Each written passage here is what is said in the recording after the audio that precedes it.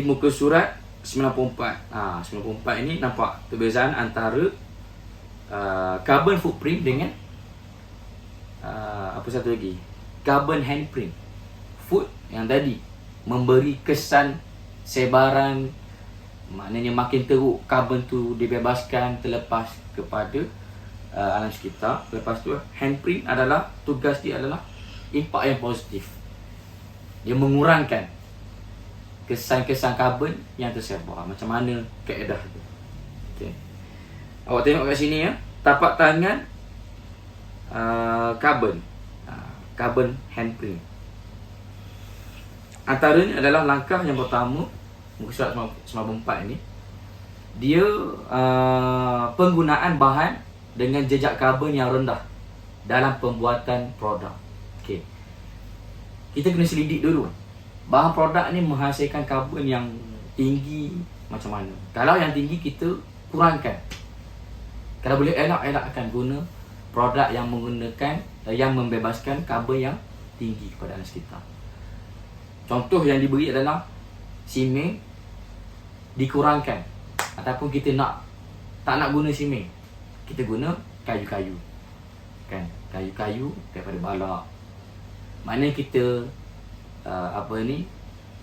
tingkatkan balik pengeluaran produk berasaskan kayu-kayuan. Okay. Yang seterusnya, yang kedua, pemanjangan kita hayat dan peningkatan kecekapan produk. Ayat ni memang keliru sikit. Pemanjangan kita hayat, maksudnya bahan tu menghasilkan karbon. Kalau kita maknanya sekali guna je kita buang. Bila buang itulah memberi kesan kepada alam sekitar. Tetapi macam mana kita nak lamakan jangka hayat dia? Contoh dia bagi kat sini adalah bateri. Bateri dicas semula. Bateri kan, bateri tu kalau awak sekali guna, bukan bateri yang dicas semula, lepas guna kita buang. Buang itulah memberi kesan pada alam sekitar. Tetapi apabila dia boleh cas semula, kita dapat memanjangkan jangka hayat dia dan kita tak perlu buang selepas guna. Selepas habis bateri kita buang, tak ada. Begitu juga benda panel suria. Panel suria panel suria pun sama.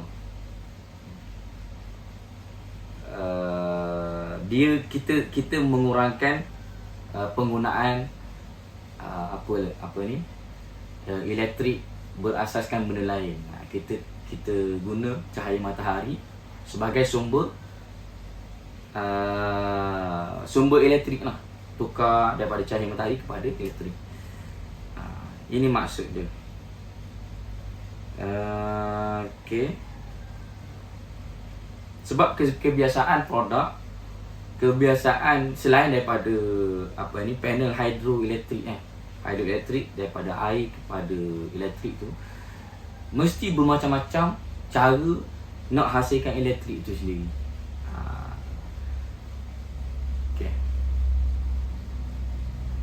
Penggunaan tenaga yang kurang membebaskan gas rumah hijau. Yang ini muka surat 95. Okey, muka surat 95 ini dia menerangkan tentang pengubah tenaga yang mempunyai kecekapan tenaga yang tinggi. Kecekapan tenaga yang tinggi. Hidroelektrik, dia bawa contoh hidroelektrik. Macam saya terangkan tadi lah. Apabila sumber penghasilan elektrik itu bersumberkan daripada bahan-bahan yang kurang menghasilkan karbon, itu terbaik. Itu terbaik. Kan? Yang tadi dia cakap tentang panel suria. Yang ni dia cakap tentang hidroelektrik. Okey, yang seterusnya, pengurusan sisa yang cekap ke aras kelestarian alam sekitar. Okay, kalau dulu kita biasa dengar 3R, sekarang ni dia tambah 5R. Refuse dengan road. Apa signifikan ataupun apa langkah-langkah 5R ni? 5R ni adalah antaranya tidak menerima produk yang tidak diperlukan. Maknanya dia hanya, contoh kita nak buat apa-apa produk, kita nak buat tanaman semula, kita nak buat perniagaan apa-apa, penghasilan produk tu kita kena fikir dan kita kena guna bahan-bahan yang diperlu sahaja. Maknanya tak perlulah guna plastik yang banyak, guna bateri yang banyak, guna kabel-kabel yang berasaskan plastik dan benda bahan tu menyebabkan pembebasan karbon yang tinggi kepada alam sekitar. Benda tak perlu tak payah, kita kurangkan. Okey. Mengurangkan kuantiti produk yang digunakan. Lebih kurang tak ada juga. Maknanya kita kurangkan kuantiti untuk menghasilkan satu-satu produk. Untuk menghasilkan kerja kita lah. Mana setiap pekerjaan kita, aktiviti harian kita kena kurangkan kuantiti produk. InsyaAllah. Yang seterusnya, kita semula produk. Yang ni biasa awak dengar lah. Guna semula, kita semula. Yang seterusnya, memudahkan perebutan sisa melalui pembuatan kompos. Yang ni termasuklah sisa-sisa makanan, sisa-sisa haiwan ataupun haiwan mati ke, sayur-sayuran yang reput yang mati ke, kita proses balik untuk menghasilkan baja kompos. Kita guna balik. Itulah yang dianggap sebagai refuse, reduce, recycle, reuse and grow. Kita kena kreatif lah bab ni. Ini memerlukan kepada kesedaran untuk menyayangi alam sekitar.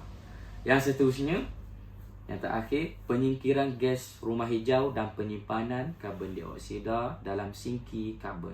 Mula-mula kan tengok ayat ni, sinki karbon. Apa benda sinki karbon ni? Sinki karbon macam dapur kita ke? Okay. Kenapa diguna sinki karbon?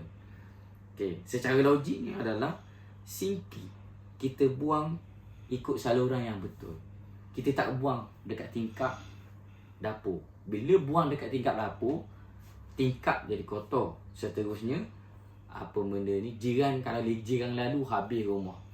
Habis dia punya diri dia kena tercampak kat dia, ataupun kena rumah sebelah. Dia tak nak macam tu. Tapi kita salurkan melalui sinki. Ada saluran paip, ada saluran longkang-longkang domestik yang baik. Okey, longkang. Daripada sinki ke longkang. Longkang itu sebenarnya adalah lautan. Dekat bahagian sinki tu adalah hutan. Itu nak bagi tahu kisah hutan dengan lautan. Okey, hutan. Hutan ada apa? Hutan ada tumbuh-tumbuhan. Ada pokok-pokok besar, pokok-pokok balak, pokok-pokok paya. Pokok-pokok inilah sebenarnya dia menyerap karbon yang tersisa, yang terbuang daripada permukaan. Ialah kita buang merata-rata contohnya, ataupun memang di atas permukaan bila banjir ke, bila hujan lebat ke, sisa-sisa karbon daripada atas sana dia turun ke hutan-hutan. Lepas tu dia turun ke lautan. Macam gambar ni lah, dia ada saluran dia yang baik. Okay. Tumbuh-tumbuhan dia kumpulkan karbon-karbon ni untuk dia guna sendiri. Sebab itulah kadang-kadang kita tengok hutan-hutan, kenapa pokok besar-besar yang dekat kawasan paya, pokok dia segar-segar je, pokok paya dia. Dia menyerap karbon, dia menjadikan karbon tu sebagai baja dia. Tempat kumpulan, kalau dia tak guna karbon pun, dia jadi tempat pengumpulan dia. Okey, seterusnya lautan. Lautan bila masuk dalam laut, dia akan jadi pemprosesan, penyerapan, dan ada proses dia dekat dalam laut. Okey, seterusnya cuba perhatikan perkataan bowl yang dalam rangkap ni lah, yang bawah dua line yang terakhir, biogysim. Okey, biogysim ni dia umpamakan karbon yang terkumpul tu dia jadi sesuatu sesuatu tenaga yang lain. Diproseskan karbon kepada tenaga yang lain. Siapa yang memproseskan? Kalau kilang lah. Tapi kalau mengikut naturalnya, semua jadinya adalah hutan dengan lautan tadi dia proses. Okay. Tengok rujuk gambar sebelah.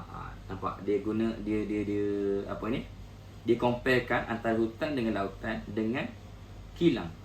Kalau penghasilan kilang ni, dia menghasilkan stesen jana kuasa biojisim daripada perebutan produk-produk kayu, produk-produk tumbuhan, dia proses balik, dia jadi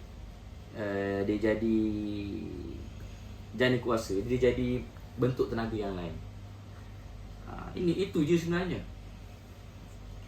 Dan semua ni adalah memerlukan satu kefahaman yang baik. Okey.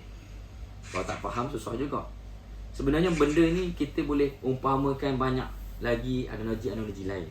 Macam tadi saya buat yang terpijak kicap, terpijak sisa, lepas tu saya lap. Okey. Handprint, footprint dengan handprint.